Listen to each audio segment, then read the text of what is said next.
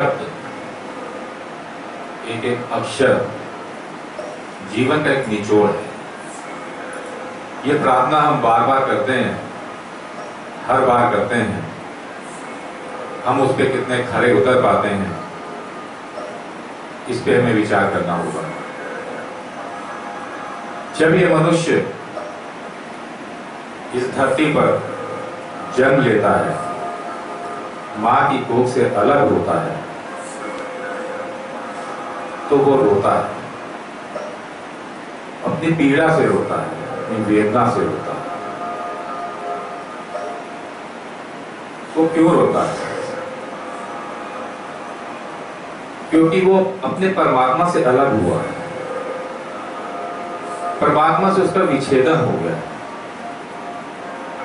परमात्मा से अलग होने की जो उसको पीड़ा है, उससे वो रोता है।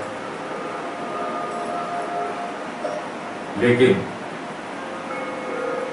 हम तो उस नन्हे मेहमान के आने की खुशी में, बधाइयों के आदान प्रदान के बीच में एक उत्सव की तैयारी कर रहे होते हैं। धीरे धीरे वो बच्चा समाज की चकाचौंध में अपनी आंखें खोलता है और अपनी इस पीड़ा को, क्षण को धीरे धीरे भुलाने का प्रयास करता है। ये ठीक उसी प्रकार है जैसे मां अपने बच्चे को देखकर अपनी प्रसव पीड़ा भूल जाती है। यही मनुष्य जब मृत्यु के नजदीक खड़ा होता है तो वो शांत हो जाता है, सहज हो जाता है। उसका आत्मा का परमात्मा से पुनर्मिलन की वो घड़ी उसको सहज कर देती है। और दूसरी तरफ पूरे जीवन में जीवन के यथार्थ, जीवन की वास्तविकता, जीवन को समझने की, ना समझने की भूल उसको एक वेदना की तरफ लेके जाती है, एक पीड़ा की तरफ लेके जाती है। लेकिन अंततः उसकी आत्मा का परमात्मा से मिलन होता है और वो संपूर्णता को प्राप्त होता है। मनुष्य की विडंबना देखिए, जब वो परमात्मा से अलग होता है तो हम खुशियां मनाते हैं, और वो जब यही मनुष्य परमात्मा से मिलता है, उसका मिलन होता है, तो हम रोते हैं। उसके परिवार वाले, उसके सगे संबंधी रोते हैं। ऐसा क्यों होता है? ऐसा सिर्फ अज्ञानता के कारण होता है। वो अज्ञानता ही तो है जिसकी वजह से कलह है, अशांति है, उद्वेग है, मूढ़ता है, खिन्नता है। यह अज्ञानता की वजह से तो है। अज्ञानता की वजह से हमारे जीवन में एक अभाव है, रोग है, शोक है, निरंतर अतृप्ति है, अशांति है। अज्ञानता के कारण हमारे जीवन में हमेशा दुख, भय और भ्रम बना रहता है। अज्ञानता जननी है अभाव की, अज्ञानता जननी है अपेक्षाओं की, अज्ञानता जननी है पलायन की। हमारे बीच में एक जो अजीब सी बेचैनी है, अजीब सी हठ धर्मिता है, जड़ता है, हम हिंसक हैं, आत्महंता है, हम अपना नुकसान खुद करते हैं, वो सब अज्ञानता के कारण ही तो है। लेकिन ये ज्ञान आएगा कहां से? इस अज्ञानता को चुनौती कौन देगा? इस अज्ञानता को चुनौती तो ज्ञान देगा, लेकिन ये ज्ञान आएगा कहां से? हमारे आसपास अगर व्यथा है तो अभाव है, रस नहीं है हमारे जीवन में, हम आशावादी नहीं, हम सकारात्मक नहीं। ये सब अज्ञानता के कारण ही है। लेकिन ज्ञान कैसे आएगा? हमारे शास्त्रों ने इस बात को स्पष्ट किया है कि ज्ञान श्रद्धा से आएगा।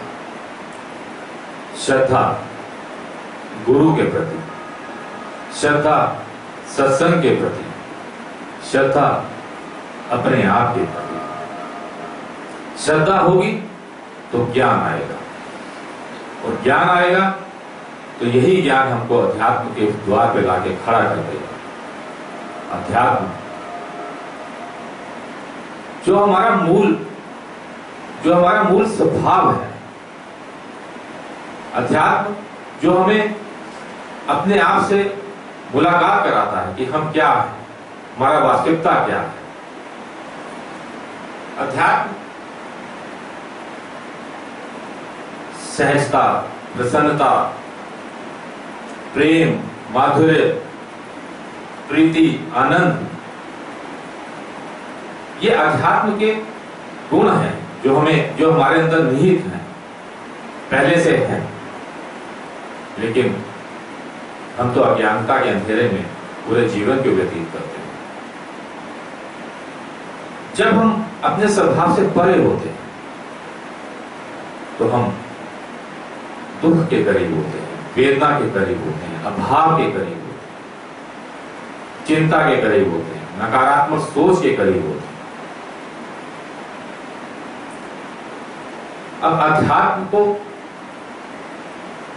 तक पहुंचने के लिए श्रद्धा का होना आवश्यक है, श्रद्धा का होना आवश्यक है, ज्ञान का होना आवश्यक है, तो हम अध्यात्म के द्वार पे पहुंचते हैं।